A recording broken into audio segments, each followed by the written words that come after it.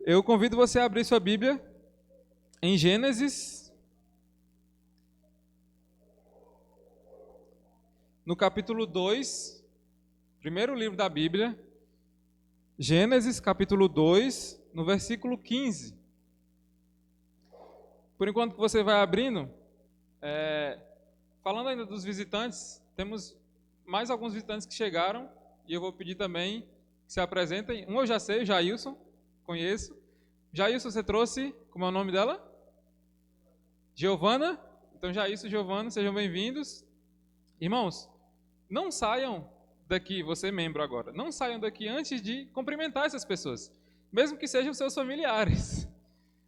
Cumprimente essas pessoas. Elas foram trazidas pelo próprio Deus até aqui.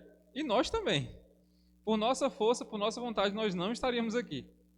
Então, coincidências não estão acontecendo hoje. O próprio Deus fez com a sua força com que essas pessoas estivessem aqui hoje, com que nós estivéssemos aqui hoje. Amém? Gênesis, primeiro livro da Bíblia, capítulo 2, verso 15 até o 21. Não coincidentemente, essa pregação já estava prevista para esse domingo, eu iria pregar, mas pela vontade de Deus teve o Prega Palavra, quinta, sexta e sábado. E o módulo que a gente estudou no Prega Palavra foi Gênesis. Então, se eu errar aqui hoje, a culpa é do Prega Palavra. Brincadeira. Mas isso foi muito bom, eu estava conversando com o Rafa antes a gente estava orando ali, e eu falei que, cara, foi muito bom porque eu preparei a pregação e vim para o Prega Palavra. Quem não sabe, o Prega Palavra é um curso de pregação expositiva para os homens, não só aqui da nossa igreja, mas também de outras regiões. E foi muito bom, porque eu consegui sentar com alguns homens, pastores já com mais de 30 anos de ministério, e falar, será que isso aqui está bom? Será que isso aqui, de fato, está expondo o que o texto quer mostrar? Foram 3 dias que eu não preparei a pregação sozinho. Tinham mais de 25, 26 homens, 30 se for juntar os professores, falando sobre Gênesis, estudando sobre Gênesis. Nesse momento, em alguns locais do Piauí, tem pastores pregando sobre Gênesis porque passaram 3 dias aqui estudando sobre Gênesis. Isso é muito gratificante. Você paga algum dinheiro para fazer parte do Prega Palavra, Naldo? Não, eu não paguei nada. Jadelson não faz parte do Prega Palavra, mas estava aqui e também não pagou nada. Irmãos, isso é Deus movendo pessoas, igrejas, para que o evangelho seja pregado de forma clara, de fácil entendimento, mas principalmente de forma fiel. Se eu falar alguma coisa que não está na Bíblia, que Deus me puna. Mas se eu falar uma coisa que está na Bíblia, e os irmãos não seguirem e eu não seguir, que Deus nos puna. Amém? Vamos fazer a leitura do texto? Gênesis 2, verso 15 até o 21. Eu vou usar a NVI, não avisei para o Joab, mas eu vou usar a NVI hoje. Diz assim: O Senhor Deus colocou o homem no jardim do Éden para cuidar dele e cultivá-lo. E o Senhor Deus ordenou ao homem: coma livremente de qualquer árvore do jardim, mas não coma da árvore do conhecimento do bem e do mal, porque no dia em que dela comer, certamente você morrerá. Verso 18. Então o Senhor Deus declarou: não é bom que o homem esteja só. Farei para ele alguém que o auxilie e que lhe corresponda. Depois que formou da terra todos os animais do campo e todas as aves do céu, o Senhor Deus os trouxe ao homem para ver como estes lhe chamaria. E o nome que o homem desse a cada ser vivo, esse seria o seu nome. Verso 20. Assim, o homem deu nome a todos os rebanhos domésticos, às aves do céu e a todos os animais selvagens. Todavia, não se encontrou para o homem alguém que o auxiliasse e lhe correspondesse.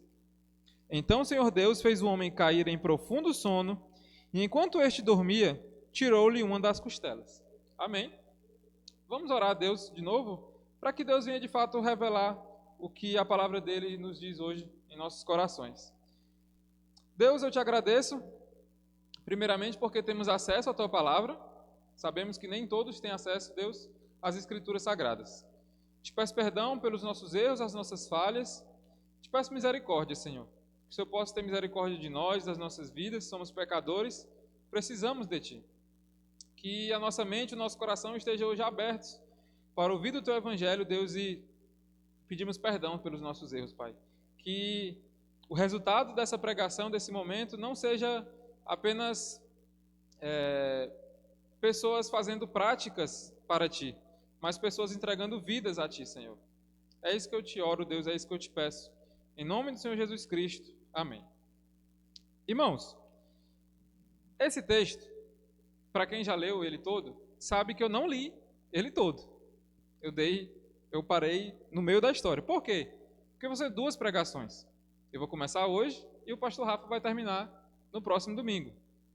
Isso não é uma estratégia para você vir no próximo domingo. Não é aqueles vídeos de parte 1, comenta para a parte 2.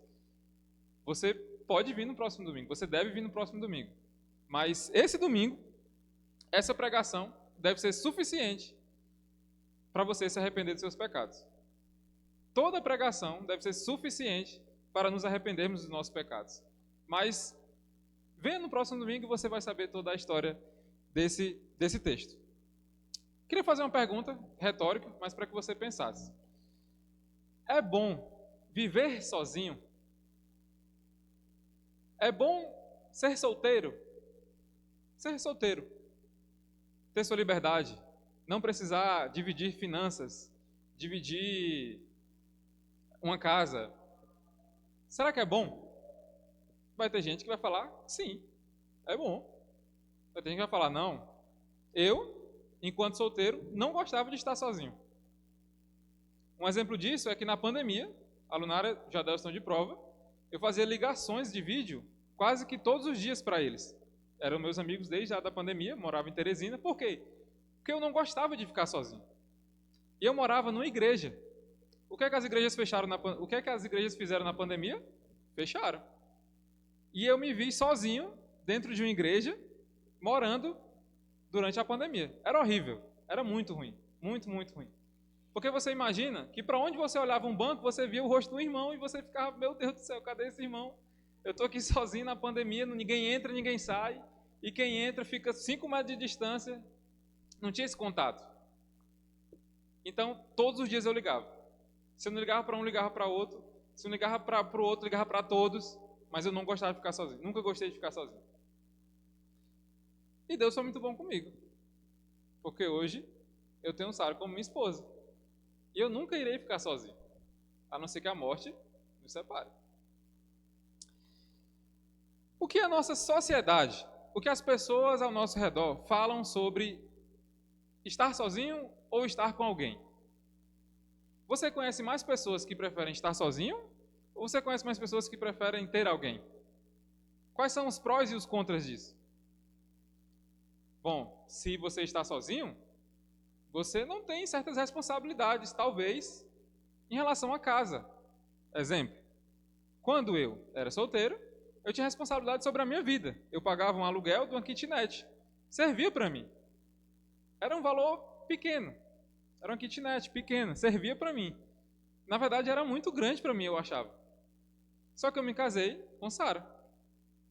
E a kitnet que era pequena para mim, já não era, ou que era grande para mim, já não era tão grande para Sara. A gente teve que ir para uma casa maior. Gastos maiores. Comida, mais comida. Conta de água e luz, maior.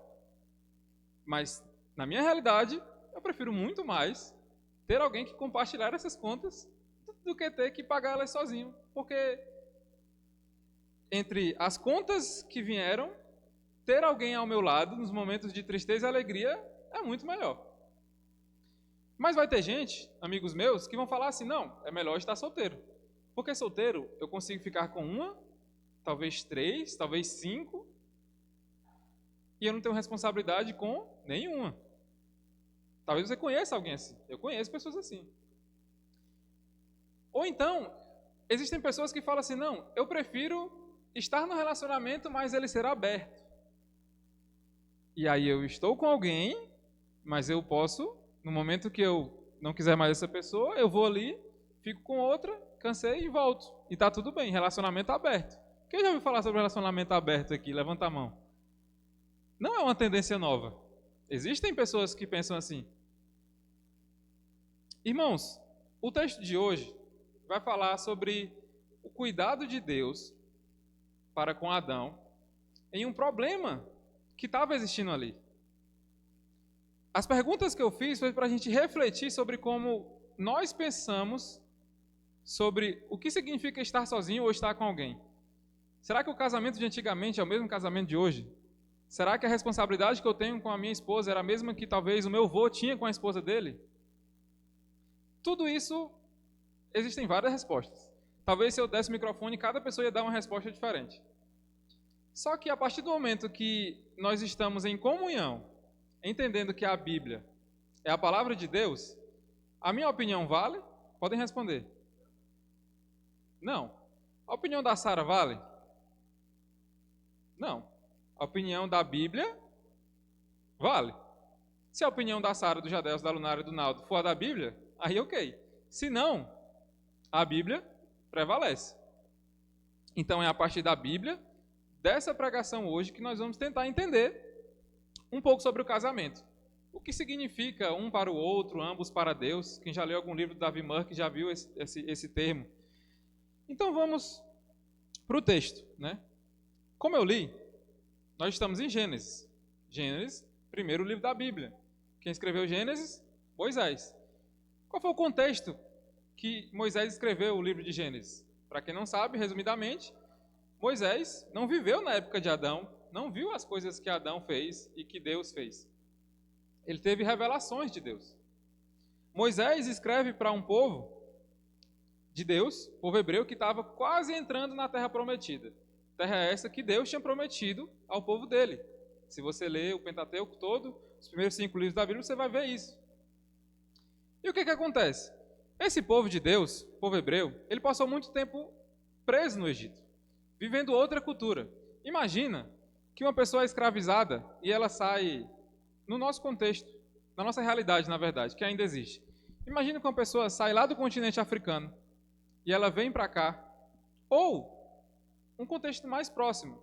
Imagine que uma moça sai daqui e vai para a Europa com esperanças de ser modelo.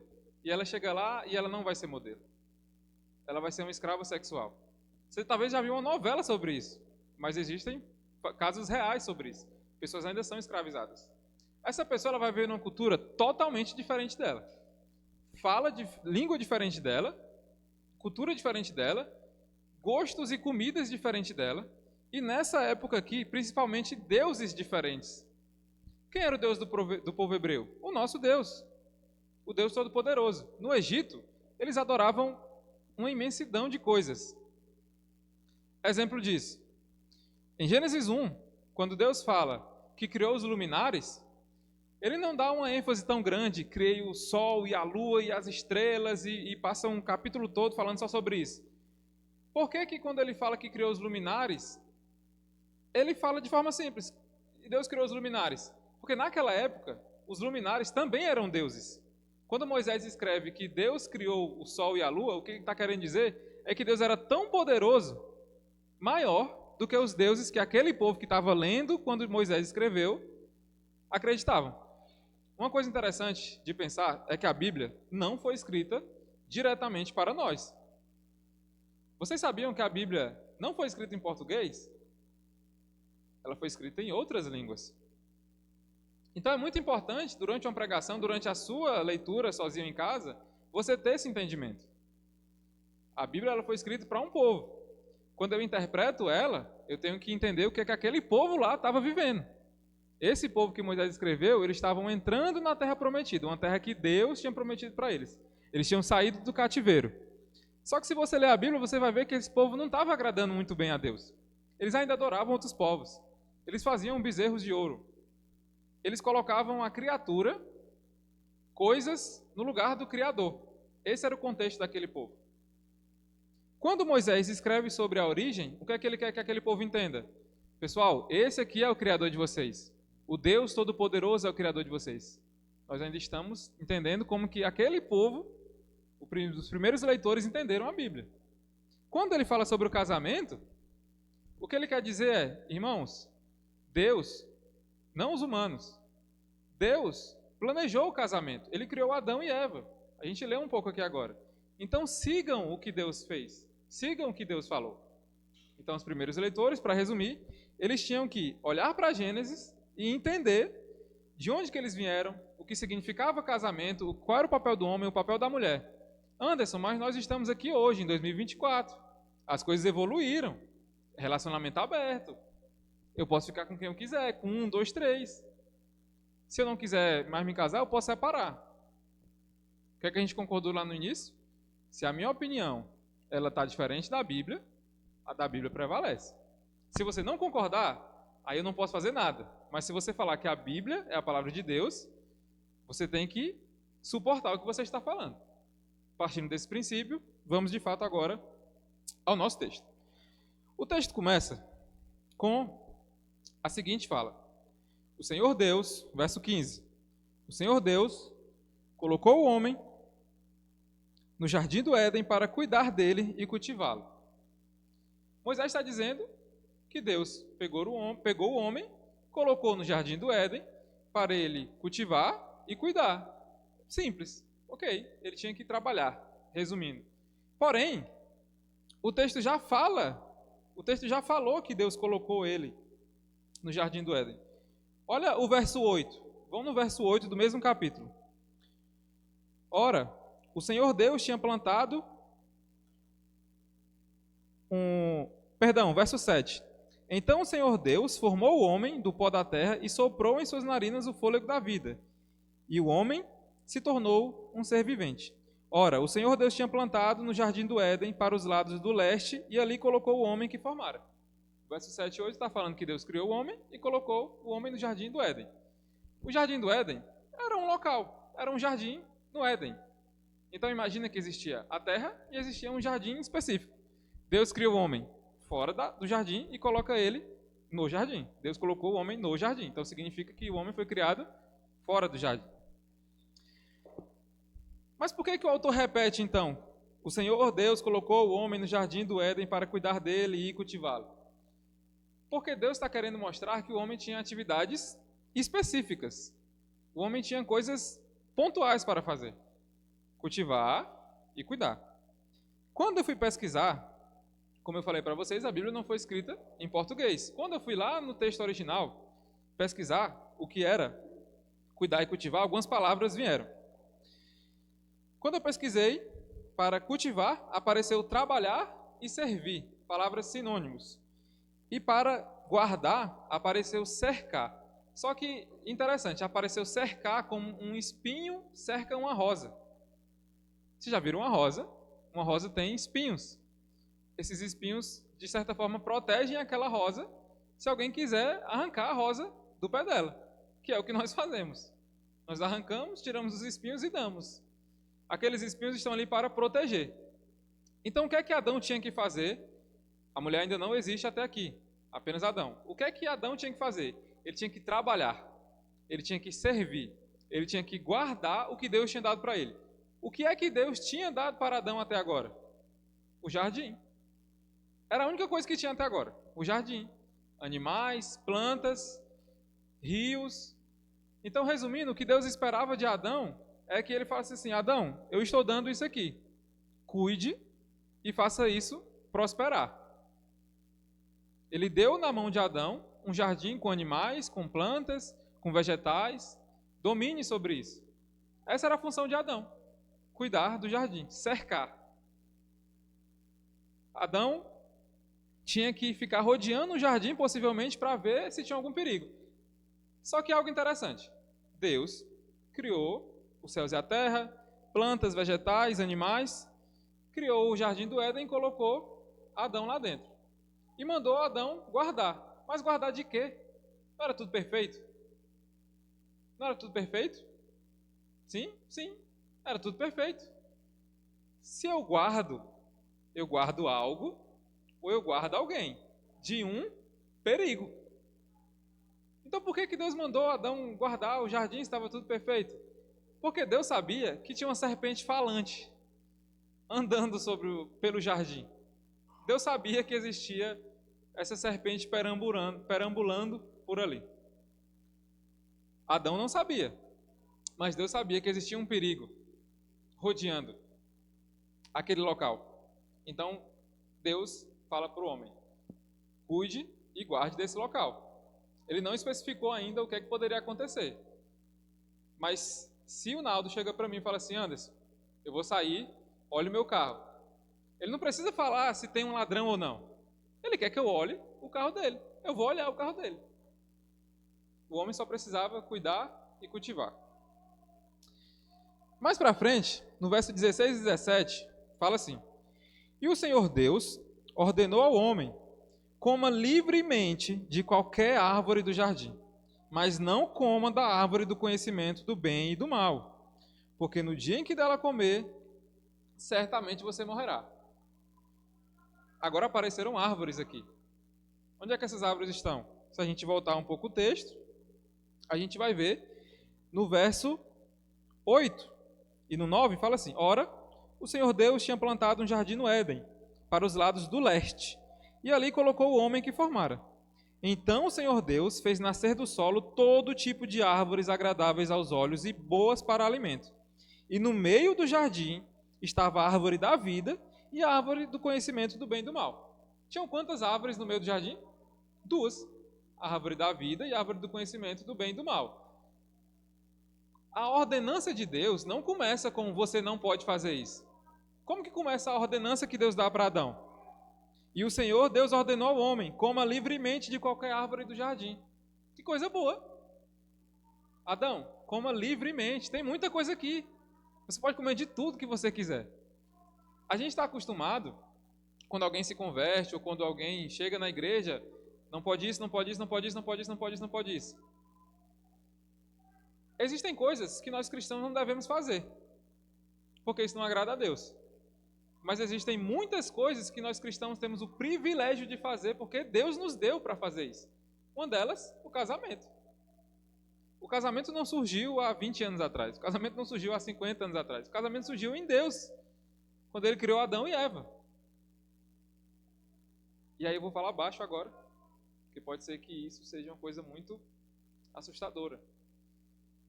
Algumas pessoas pensam assim, mas os cristãos não podem fazer sexo. Quem foi que estipulou que Adão e Eva se multiplicassem? Deus. Alguns amigos meus do basquete, do futsal, eles ficam brincando, né? Ah, é o cristão e tal, está casado, mas não faz nada. A pregação não é sobre isso, não é um encontro de casais. Mas existem coisas naturais que Deus deu para o homem e para a mulher fazer, porque isso glorifica Ele. Um casal só consegue ter um filho se ele se relacionar. Isso não é pecado. Mas mais na frente eu vou explicar. Quando Deus estipula o casamento, Ele estipula limites. Ele estipula regras. A gente vai falar um pouco também sobre satisfação em Deus, mais na frente. A ordem de Deus, como eu falei, não começa com você não pode isso. Pelo contrário, Deus diz, de toda árvore do jardim você pode comer livremente. Mas Ele falou que não podia comer de 2 árvores que estavam no meio do jardim, né? De 2? De uma. Tinham 2 árvores no meio do jardim. Você só não podia comer de uma. Qual era? A do conhecimento do bem e do mal. Podia comer de tudo. Manga, goiaba, jaca, uva, tudo que tinha lá. Não com esses nomes, mas devia ter tudo. Tinha todas as árvores. Deus criou todas as árvores. Ele podia comer todas as árvores. Só uma que ele não podia comer. Ele podia comer a árvore da vida? Sim. Deus não falou que não era para ele comer da árvore da vida. A ordenança é não come da árvore do conhecimento do bem e do mal. A satisfação que Deus dá para o homem é muito maior que apenas um fruto pequeno ou um pecado cometido escondido, que logo o prazer daquele pecado passará. Ou seja, vamos comparar. Todas as árvores do jardim você pode comer. Apenas uma você não pode comer. Era difícil essa atividade? Pensando de forma racional. Eu tenho 1000 opções e eu tenho uma opção que eu não posso escolher. Se a cada semana Adão quisesse escolher uma árvore para comer, ele demoraria anos para acabar todas as frutas que tinha no jardim. E em troca ele só não poderia comer uma. Percebe que quando nós escolhemos não buscar satisfação em Deus, nós estamos trocando abundância por migalha? A satisfação em Deus é ter um casamento. A satisfação em Deus é ter uma família grande. A satisfação em Deus pode ser que você ganhe pouco, mas você ganhe para sobreviver. A satisfação em Deus pode ser que você more de aluguel, mas você tem uma casa. A satisfação em Deus pode ser que você esteja com uma doença, mas que todos os dias você acorde feliz porque você sabe que Deus está cuidando dessa doença e que em algum momento Ele pode te curar. Mas todas as vezes que eu não busco satisfação em Deus e eu busco em um pecado, eu estou trocando muita coisa, todas as árvores do jardim, por uma migalha, por um fruto. Essa pregação em família, ela é muito, de certa forma, delicada, porque eu e Sara temos 6 meses de casado. Mano, cara, 23 anos, 6 meses de casado, quer falar de família? Pro Naldo. Quer falar de família pro Kelsen e pra Sara. Pro Dudu. São todos mais velhos do que eu. O que é que eu tenho para falar sobre família? Só tem 6 meses que eu estou casado com a minha esposa. Mas lembrando, não sou eu que estou falando. É a palavra de Deus. E uma coisa que eu aprendi nesses apenas 6 meses de casado é que poderia ter sido só um mês. Poderia ter sido só apenas 2 meses. Mas as coisas fazem assim, ó. E voltam também. E essa a gente só tem 6 meses de casado. A gente nem tem filho ainda. Queremos ter, mas nem temos filhos ainda. Imagina se o Kelson subisse aqui. Imagina se o Naldo subisse aqui. Se o Joab subisse aqui. Muitas outras coisas poderiam ser compartilhadas. Mas a palavra de Deus nos dá suporte para, mesmo com pouca experiência, poder subir aqui e falar. Por isso que eu disse no começo, se eu falo algo que não está aqui ou a mais, que Deus me puna. Mas se eu falar tudo que está aqui e nós não colocarmos em prática, que Deus nos puna. Amém? Voltando. Falando ainda um pouco sobre essa satisfação, eu queria que algum irmão da igreja abrisse sua Bíblia em João 4 e lesse do verso 1 até o 15. Algum irmão que tem uma voz bem alta. Joab? Falaram Joab. João 4, do 1 ao 15.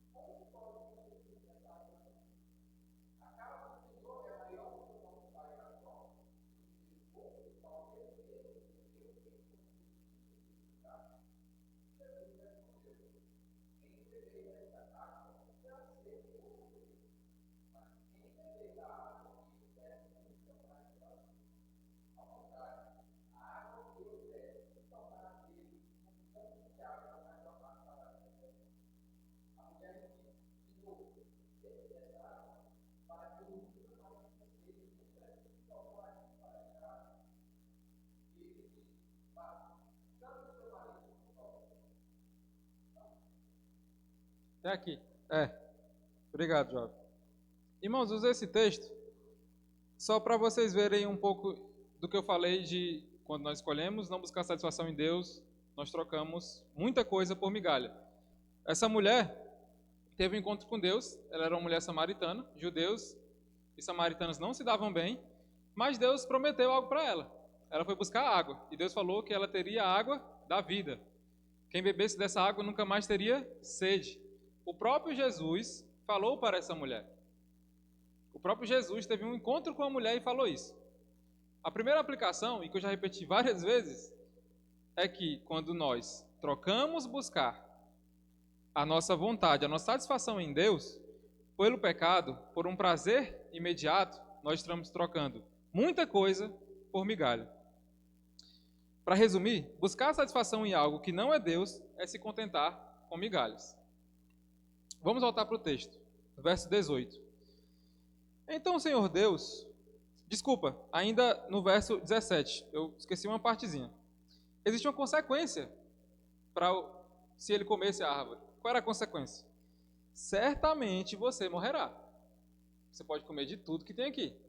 Dessa árvore você certamente morrerá.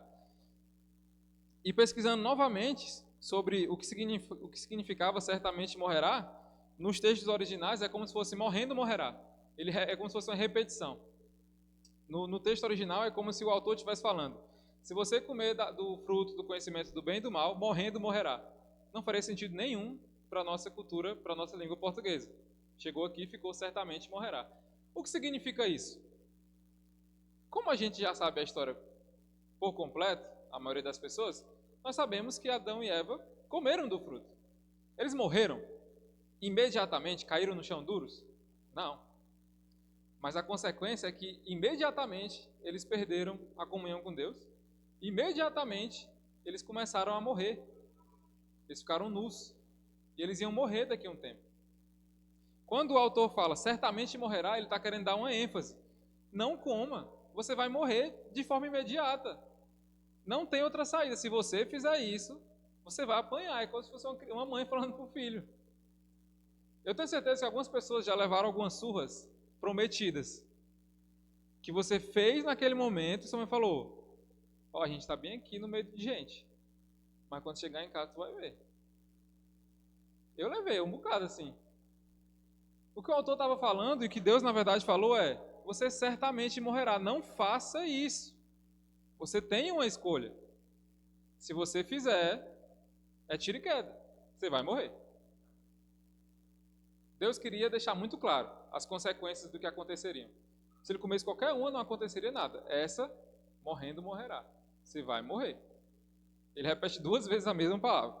Agora sim a gente pode ir para o trecho 18. Então o Senhor Deus declarou: não é bom que o homem esteja só. Farei para ele alguém que o auxilie e lhe corresponda. Se vocês voltarem em Gênesis capítulo 1, vocês vão ver que existe uma ordem na criação de Deus. E Deus disse: haja luz, e houve luz. Deus viu que era bom. E Deus disse: haja sol e lua, os luminares. E Deus viu que era bom. E Deus disse: haja os animais selvagens e domésticos. Houve os animais e Deus viu que era bom. Tudo que Deus fazia, Ele falava. E viu que era bom. Ele falava: isso é bom. É como se você acabasse de fazer um serviço e aí você olha assim: ficou legal. Ficou bom. Naldo estava na peleja de telhar a casa lá. Acho que já fazia um tempo que eu falava com ele. Ele terminou, Naldo? Ele: não. Terminou, Naldo? Não. Mas eu tenho certeza que quando terminou, ele deve olhar para a casa dele e falar assim: ficou bom. Se chover, não vai entrar dentro de casa, não. Era Deus. Deus fazia isso. Era bom. O sol é bom, a lua é boa, os animais são bons. Quando chega no homem e na mulher, o que é que ele fala? Isso é muito bom. Se você for ler Gênesis, você vai ver uma coisa interessante. O autor, Moisés, ele no capítulo 1, ele fala da criação do homem e da mulher. No capítulo 2, ele fala de novo da criação do homem e da mulher, só que agora ele especifica. Capítulo 1, ele só fala: e Deus criou o homem e a mulher, a sua imagem e semelhança. Quando chega no capítulo 2, ele dá detalhes, que é o que eu estou fazendo aqui agora, lendo com vocês os detalhes. A história de Gênesis sempre vai ser assim. Ele fala uma história geral e vai para o detalhe. Ele fala uma história geral e vai para o detalhe. Irmãos, quando Deus fala isso, é a primeira vez em toda a sua criação que ele viu que algo não parece que está muito bem. Depois que tudo estava bom, tudo estava muito bom, homem e mulher, e agora voltando, quando ele ainda cria só o homem, ele fala: isso não é bom. O que não é bom? Que o homem esteja só. Parece que temos um problema, um primeiro problema ali a ser resolvido. O homem estava sozinho. Lendo o texto, o homem se reclamou para Deus que estava sozinho? Não. O próprio Deus viu uma necessidade. Não é bom que o homem esteja só. E logo, ele também já trouxe uma solução. Farei para ele alguém que o auxilie e que lhe corresponda. Quando Deus fala que vai fazer uma auxiliadora para o homem, que no caso é Eva, a mulher, ele não está falando que vai fazer um chefe para o homem. Ele também não está falando que vai fazer uma escrava para o homem. Ele está falando que vai fazer uma auxiliadora. O homem tinha uma função, a gente acabou de falar, cultivar e cuidar. Quando Eva entra na história, ela não entra depois simplesmente porque ela tem um menor valor. Não é isso. Se em algum momento do evangelho que você escuta prega isso, para de escutar esse evangelho. O papel da mulher era ajudar, e é ajudar o homem que já tinha uma função. Então não é que agora o homem vai poder falar assim, agora eu posso falar, vá fazer aquilo bem ali. Porque antes era eu fazendo tudo sozinho, mas agora não, agora vá fazer isso bem aqui, porque eu estou mandando e você vê depois de mim. Não era sobre isso. Eva, nós temos uma função, dominar a terra. Quando eu digo dominar, não é dominar de forma caótica, era dominar sobre os animais, dominar sobre os peixes. Era isso que Adão já tinha que fazer, e quando Eva vem, é isso que ela tinha que ajudar. Então, se em algum momento você ouviu uma pregação, você ouviu algum pastor, alguma pessoa, e talvez a sua mente fez você acreditar nisso, mas eu não quero ser menor que o homem. Você não é menor que o homem, você é auxiliadora. Você foi feita para a mesma missão, papéis diferentes, mas a mesma missão, glorificar a Deus. Isso era o que Deus estava esperando de Adão e Eva. Mais na frente a gente vai ver que as coisas desandaram um pouco. Não porque Deus quis, mas porque Adão e Eva cometeram um pecado. Mas por enquanto, que a gente fique com isso. E por que auxiliadora? Como eu falei, porque Adão já tinha uma tarefa. O que Eva tinha que fazer? Contribuir. Imagina uma equipe. Num time de futebol vai ter o zagueiro, o goleiro, o lateral, o centroavante, o técnico. Todos eles estão em prol de a mesma coisa, fazer o gol no time adversário. Adão tinha uma missão, cuidar e cultivar. O que Eva tinha que fazer? Auxiliar ele nessa missão que ele já tinha. E por que semelhante? Porque não tinha nenhum parecido com ele. Não tinha nada até agora que parecesse com ele. A gente vai ver isso no verso 19. Depois que formou da terra todos os animais do campo e todas as aves do céu, o Senhor Deus os trouxe ao homem para ver como este lhe chamaria. E o nome que o homem desse a cada ser vivo, esse seria o seu nome. Assim, o homem deu nome a todos os rebanhos domésticos, às aves do céu e a todos os animais selvagens. Todavia, não se encontrou para o homem alguém que os auxiliasse e lhe correspondesse. Deus chegou com todos os animais selvagens, as aves do céu, e falou: Adão, dá nome a esses animais. O que significa isso? O ato de Adão dar nome aos animais era ele subjugando a terra, era ele fazendo o que Deus tinha mandado ele fazer, domine sobre os animais. E Adão foi dando nome para cada animal. Mais uma vez, quem falou bem aqui no verso 20, que não se encontrou para o homem alguém que auxiliasse e lhe correspondesse, não foi Adão, foi Moisés. Moisés escreveu e ele falou, no final de tudo, não tinha alguém que lhe correspondesse. Irmãos, pode ser que em algum momento da sua vida você fale assim, eu não preciso de alguém. Eu estou bem sozinho, eu estou bem sozinha, eu sei me virar. Eu já estou muito velho e eu não vou conseguir mais ninguém. Já passou minha fase, o pessoal da minha idade já se casou e está tudo bem, já me contentei com isso. Adão não pensava dessa forma. Só que em nenhum momento Adão pediu também para Deus uma mulher. Deus sabia que ele precisava de uma mulher. Deus sabia que Adão, em algum momento sozinho, não ia conseguir dar conta de algumas coisas, porque com uma mulher seria muito mais fácil ele fazer isso. Uma família estruturada. Como que Caim e Abel nasceria se não tivesse Eva? Como que Sete, o terceiro filho, nasceria se não tivesse Eva? Deus sabe das nossas necessidades. Mesmo que o pensamento de algumas pessoas, talvez que estejam aqui, talvez que estejam lá fora, seja: é melhor ser solteiro? É melhor não ter responsabilidade? É melhor eu só gastar comigo? Deus sabe o que de fato é importante para as nossas vidas. E Deus sabe que uma pessoa com outra pessoa, os dois casados, homem e mulher, isso é muito melhor do que estar sozinho. Existem exceções? Existem. Existem algumas exceções. Mas uma vez eu aprendi que a exceção ela explica a regra. Quando existe uma exceção é porque tem uma outra coisa acontecendo repetidamente. Anderson, mas eu tenho 30 anos, 40 anos e ainda não encontrei alguém. Ora a Deus. Como eu falei, não foi Adão que pediu uma mulher a Eva, foi o próprio Deus. O próprio Deus que foi lá e existe uma necessidade aqui, eu vou suprir essa necessidade. E a nossa igreja não vai fazer nenhum momento de encontros, não vamos fazer um intercâmbio de igreja, mas saber que Deus é o mais interessado em que a minha família primeiro seja constituída, que eu me case, que depois gere filhos e que essa família glorifique a Deus, é confortante. Porque eu sabia que em algum momento Deus ia querer que eu me casasse e eu me casei com a Sara. Não porque Deus queria que eu casasse com a Sara, mas porque em algum momento nós encontramos e nos gostamos, e noivamos e casamos. E daqui a algum momento as nossas crianças vão estar aqui também. E isso tudo glorifica a Deus. Estar sozinho pode não parecer, mas na maioria das vezes é um sinal de egocentrismo.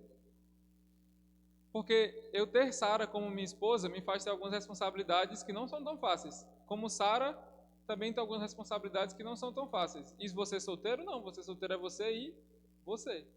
Mas você solteiro não consegue fazer coisas que um casado consegue. Você solteiro, a gente leu aqui na música, a gente viu na música, fala sobre que os meus filhos serão como um perfume para as nações. Como que uma pessoa solteira consegue enviar filhos para as nações para pregar o evangelho? Não consegue. Nossa, Anderson, mas essa pregação então é só para quem é casado. Não, não é. Mas também não é para você que está solteiro ficar desesperado. Não é isso que eu quero gerar no seu coração. Se for isso até agora, eu estou errando um pouco. Mas o que eu quero dizer é que Deus se preocupa sim com a sua vida sentimental se você é solteiro. E se você é casado e não está glorificando a Deus, Deus também se preocupa com a sua vida de casado. Lembrando que o fato de estar casado não faz com que as coisas estejam tudo bem. Glorificar a Deus vai muito além de só uma aliança no dedo um do outro. Se vocês vierem nos próximos domingos, se vocês viram os outros domingos passados, vocês viram que existem responsabilidades muito maiores do que só assinar um papel e ter filhos e pronto, e vir aos cultos aos domingos. Deus ama a família. Deus se preocupa com a família. Deus cuida da família. Cabe a nós nos dispormos a participar do que está acontecendo. Então, se você é solteiro, ora a Deus, para que de fato Deus traga alguém para a sua vida que glorifique junto com você a Deus. E se você é casado e o seu casamento não estar nos moldes do que Deus quer, ore a Deus também. Senhor, me ajuda. Que os meus filhos conheçam de fato o que é uma família estruturada e que ama a Deus. Se você talvez só namora ou só noiva, case. Isso é muito bom. Voltando para o texto. Verso 19. O ato de Deus trazer todos os animais para Adão por nome está inserido na função do homem de cultivar e guardar a terra. Leiamos capítulo 1, 26. Fala assim: Então disse Deus: façamos o homem à nossa imagem, conforme a nossa semelhança. Domine ele sobre os peixes do mar, sobre as aves do céu, sobre os grandes animais de toda a terra e sobre todos os pequenos animais que se movem rente ao chão. Dar nome aos animais já estava previsto. O homem tinha que fazer isso, em algum momento Deus ia trazer, porque ele tinha que dominar sobre os animais. Verso 20, vou ler novamente. Assim o homem deu nome a todos os rebanhos domésticos, às aves do céu e a todos os animais selvagens. Todavia, não se encontrou para o homem alguém que o auxiliasse e lhe correspondesse. Como eu falei, irmãos, Adão em nenhum momento se reclamou. Em nenhum momento Adão sentiu falta de uma mulher. Ele em algum momento iria sentir. Até agora ele não tinha sentido, mas ele ia sentir. Mas Deus sabia da necessidade. Agora pensando em uma característica que a gente consegue ver de Deus nesse texto. Deus, nesse texto, ele é um Deus que provê. Ele é um Deus que providencia. Deus tem inúmeras características. Deus é amoroso? Sim. Deus é bondoso? Sim. Deus é misericordioso? Sim. Até essas aqui todo mundo sabe, né? Deus é justiça? Sim. Deus é ira? Sim. Mas Deus é amoroso? Deus é ira? Deus odeia o pecado. Então ele se ira contra o pecado. Mas Deus também providencia. Algo interessante, como eu falei, Adão não se reclamou, mas Deus sabia da necessidade, então ele providencia, sem Adão pedir. Deus não só providencia uma mulher para Adão, mas Deus providencia uma identidade também para Adão. O que é que tem em Gênesis 1:26? Façamos o homem, a nossa imagem e semelhança. Deus também providencia um lar para Adão. Gênesis 2:8. Pôs o homem no jardim do Éden. Deus providencia uma família para Adão. Gênesis 2:22. Deus providencia uma roupa de pele de animal para cobrir sua vergonha. Quem já leu o capítulo 3 sabe que Adão e Eva pecaram. Eles eram nus, estavam nus e não sentiam vergonha. No momento que eles pecam, o que é que acontece? Eita, por que a gente está nu? A vergonha entra neles. Eles descobrem que estão nus. O que é que Deus faz? Pega uma roupa de pele de animal e cobre a vergonha deles. Deus providencia algo que cubra a sua vergonha. Deus, quando Adão e Eva pecam, ele providencia uma solução para o problema do seu pecado. Gênesis 3:15. Olha o que está escrito em Gênesis 3:15.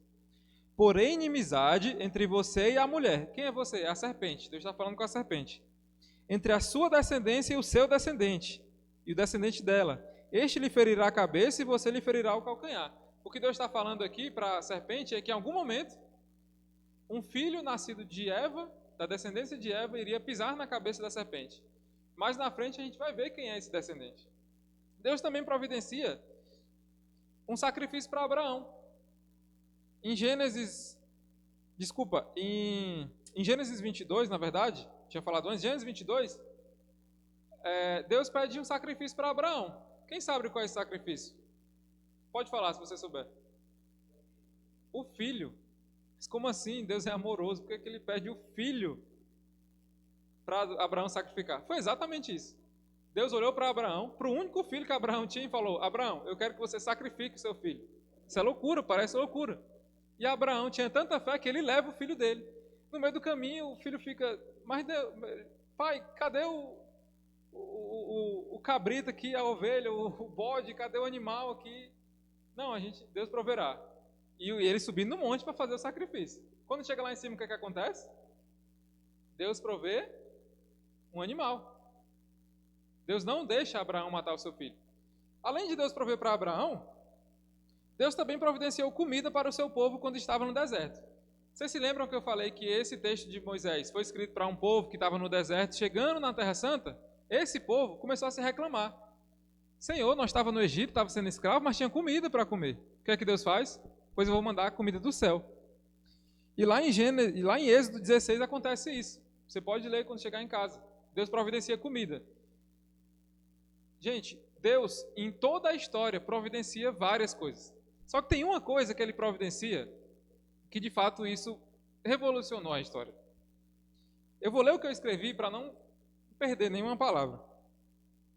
Nós estamos falando sobre o homem e a mulher não estarem só, e que o casamento é algo que Deus quer para nós. Mas se você ainda não casou, ou já casou, ou está divorciado, ou até mesmo que está casado, mas a sua vida conjugal não agrada a Deus, o seu maior problema não é o casamento. O seu maior problema é estar afastado de Deus. Quando nós vivemos uma vida em pecado, fazendo coisas que não agradam a Deus, o nosso maior problema não é porque eu estou casado. Não é porque no domingo eu não estou aqui na igreja ou na EBD ou dando o dízimo. Quando a nossa vida é inteiramente de pecado, o meu maior problema é estar afastado de Deus. Talvez o seu maior problema não seja o que você acha que é. O seu maior problema é de fato Deus. A cada dia que passa, está dando passos para trás, porque Deus odeia o pecado. Se Deus odeia o pecado, não faz sentido ele estar do lado de alguém que peca toda hora. Mas mesmo assim, Deus providencia um cordeiro para o sacrifício. A Bíblia fala que para perdão de pecados só era possível se tivesse morte, sacrifício. O que é que Deus faz em em João 3,16? Envia o seu filho. O problema de cada um aqui pode ser individual. Pode ser que você tenha problema com dívidas, com jogos, com vícios, com família, com ex, com atual. Você pode ter vários problemas, mas o maior problema todos nós temos em comum. A cada pecado que a gente comete, nós nos afastamos de Deus. Mas o bom é que a solução também é comum. Jesus Cristo morreu numa cruz, mas ressuscitou ao terceiro dia.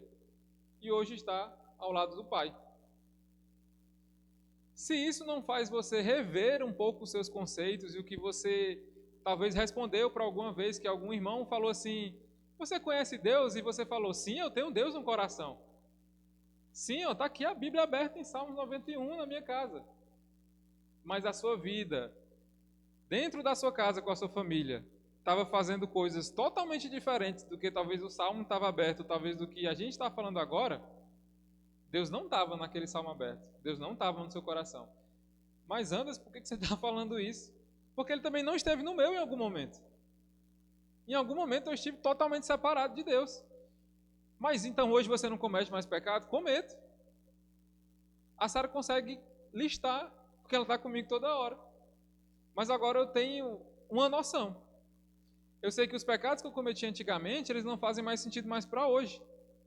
Porque hoje eu consigo buscar numa fonte de água viva que não se acaba. E toda vez, mesmo sabendo de toda essa história, se eu for buscar a satisfação em outra coisa que não é Deus, eu estou trocando muita coisa por migalha. A solução para os nossos problemas, mesmo se você nasceu hoje ou há 30 anos atrás, ou se você viveu na época de Moisés, é o mesmo. Jesus Cristo, morto e ressurreto. O problema da sua família, o problema da sua dívida, o problema do seu casamento, você pode ir em vários locais, você pode ir em várias igrejas, em vários ambientes. A palavra de Deus é a única que pode transformar as nossas vidas. Não é esta igreja que pode transformar a sua vida, mas a palavra de Deus. O seu relacionamento com Deus. Foi esse que transformou a minha vida. E se eu der o microfone para alguns irmãos, eles vão falar a mesma coisa, com problemas totalmente diferentes. Bem diferentes, com contextos bem diferentes. Mas se eu falar, qual foi a solução? Jesus. Qual foi a solução? Jesus. Qual foi a solução? Jesus. Jesus é a única solução para os nossos problemas. Sejam esses um problema no nosso casamento, seja esse um problema na nossa família, no trabalho, na escola, Jesus é a única solução. A palavra de Deus está aqui ao nosso acesso para mostrar essa solução. Anderson, eu entendi então, Jesus é a solução, o que é que eu faço? Entregue a vida a Jesus. Adão e Eva, em algum momento, eles acharam que podiam comer de um fruto e não morreriam. Eles morreram. E hoje a gente morre. 50, 70, 80, 90 anos. Só que essa não é a morte principal. A Bíblia fala que o salário do pecado é a morte, separação de Deus. Em algum momento a gente acha que a gente consegue sim viver e fazer tudo que a gente quer e pronto, tá ok, vamos morrer e vai todo mundo para o céu. A gente concordou que Jesus é a justiça. O mesmo Jesus que é a justiça fez o seu filho sofrer essa justiça. Jesus Cristo morto e ressurreto numa cruz. Vamos voltar para o texto. O texto acaba no verso 21 e fala assim: então o Senhor Deus fez o homem cair em profundo sono, e enquanto este dormia, tirou-lhe uma das costelas. O texto não acaba aqui. A nossa pregação acaba aqui, mas o texto não acaba aqui. Irmãos, o que Deus acabou de fazer aqui foi começar a providenciar uma mulher, o que ele tinha prometido para Deus. O que ele tinha prometido para Adão. Qual era o problema de Adão? Não é bom que o homem esteja só. Qual é a solução? Uma mulher. Geralmente, nessas pregações, existem vários trocadilhos. Né? Tava tudo bem, e aí veio a mulher. Tava tudo bem, e Adão estava fazendo as coisas sozinho, aí veio a mulher, e aí veio o pecado. Eu prefiro ficar com a solução. O homem estava sozinho. Não é bom que o homem esteja sozinho. Não é bom que a mulher esteja sozinha. Vou providenciar alguém para ele. Vou providenciar alguém para ela. O nosso intuito de pregarmos sobre família é porque a gente sabe que uma pessoa dentro de uma casa que entende o sacrifício de Jesus, que vive o que Jesus de fato diz para nós vivermos, é muito bom. Agora, uma família é totalmente diferente. Na cultura árabe, persa, quando a gente teve um contato agora com alguns muçulmanos, e você via nitidamente que eles eram muçulmanos porque o pai ensinou para ele que ele tinha que ser muçulmano, e o avô ensinou para o pai, e assim foi, e talvez ele nem saiba o que é ser muçulmano, mas ele era muçulmano, porque o pai ensinou. Agora imagine, você que é pai, que entendeu a mensagem do Evangelho, não só porque essa pregação fez sentido, mas talvez você já ouviu várias vezes em alguém, e você passa isso para o seu filho. O seu filho vai passar para os amigos da escola. Esses amigos talvez em algum dia sejam pais e se lembrem também que alguém falou do Evangelho para eles. Quando a sua família toda entende o Evangelho e toda a sua família serve a Deus, como a gente falou aqui, eu e minha casa serviremos a Deus, não é só a sua família que é beneficiada, o mundo é beneficiado. Os filhos são como perfumes para as nações. Em algum momento a Duda vai querer fazer faculdade. E talvez seja aqui ou talvez não seja. Em algum momento a Hannah vai crescer e ela vai estudar em uma escola que vão ter 100 alunos. E ela vai ter contato com 100 alunos. Em algum momento você vai sair dessa igreja e você vai ter contato com pessoas lá fora. E o seu papel vai ser o quê? Falar das verdades que você ouviu e que você vive. Que Deus espera que você vive. O intuito da gente fazer essas pregações é para que, de fato, nós não tenhamos um representante de cada família na nossa igreja, mas que nós tenhamos famílias imensas aqui na nossa igreja. Eu conheço algumas pessoas que têm esse privilégio de ter toda a sua família servindo a Deus. Eu fico imaginando que deve ser muito gratificante para uma pessoa conseguir ver, olha para o lado, o pai, a mãe, o irmão, o neto, a avó, o vô, e o menino na barriga, e todos servindo a Deus. É isso que a gente espera. Eu sei que possivelmente, talvez o que a gente falou aqui hoje não surta efeito imediato. Mas uma coisa que me deixa tranquilo é saber que não fui eu que falei tudo que está aqui. A Bíblia vai estar a acesso de vocês quando vocês chegarem em casa. Nós também vamos estar a acesso para tirar dúvidas se vocês quiserem, mas acima de tudo o Espírito Santo vai fazer o papel dele. Como o Rafa falou no começo também, e que a gente viu no Prega a Palavra.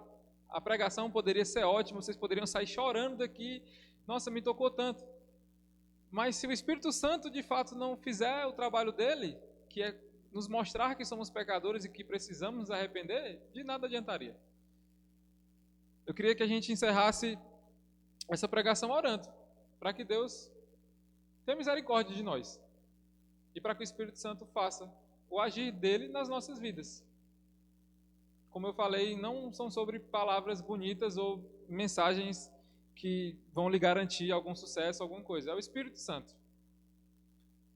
Se você tiver oportunidade, converse com o irmão ao seu lado depois, ou com alguém que está aqui, e pergunte como era a minha vida antes e depois de Jesus. Compartilhe isso com alguém. Compartilhe isso com seus filhos, compartilhe isso com seus primos, seus netos, sua avó, seu avô. O nosso testemunho, às vezes, vai ser o único contato que alguém tem com o Evangelho. Talvez alguém nunca entre numa igreja, talvez alguém nunca tenha um contato com a Bíblia. Mas talvez a sua vida seja esse contato que essa pessoa vai ter com o Evangelho. Não deixe que isso passe despercebido. Aproveitem enquanto há tempo. Nós sabemos que em algum momento não vai ter mais tempo de fazer isso. Em algum momento Jesus vai voltar, ele prometeu. Ele já veio uma vez e voltará. Amém? Que a gente não saia daqui com um peso de, meu Deus, está tudo perdido. Mas que a gente saia daqui com a solução do problema. A solução do problema, Jesus morto e ressurreto numa cruz. Vamos orar. Senhor, meu Deus, eu quero te agradecer porque o Senhor trouxe muitas pessoas, Pai, até hoje aqui. Eu quero te agradecer porque, pela tua força, nós ouvimos o teu Evangelho, nós temos à disposição a tua palavra, que a gente possa se arrepender, Deus, dos nossos pecados, que a gente possa se arrepender das coisas erradas que fizemos, Pai, e que possivelmente ainda algumas pessoas façam, Senhor. Deus, que o Espírito Santo venha nos convencer dos nossos erros e que famílias possam ser restauradas, que lares não possam se quebrar, que filhos não venham, Deus, crescer com seus pais separados, que de fato o teu nome venha ser conhecido em cada família que hoje está aqui, Deus, representada, e que o Senhor possa nos usar para falar com os familiares que não estão hoje aqui, Pai. Que as nossas famílias possam ser abençoadas por Ti e conhecidas, Deus, por famílias que de fato amam o Teu nome. Nos leva, Deus, para casa em paz, nos livra de qualquer acidente, de qualquer imprevisto, e que a gente possa se lembrar do que foi falado aqui, que essa mensagem venha ficar no nosso coração, Senhor, e fazer efeito, que de fato o Senhor possa ser o único Deus de nossas casas. É isso que eu te oro e te agradeço. Amém.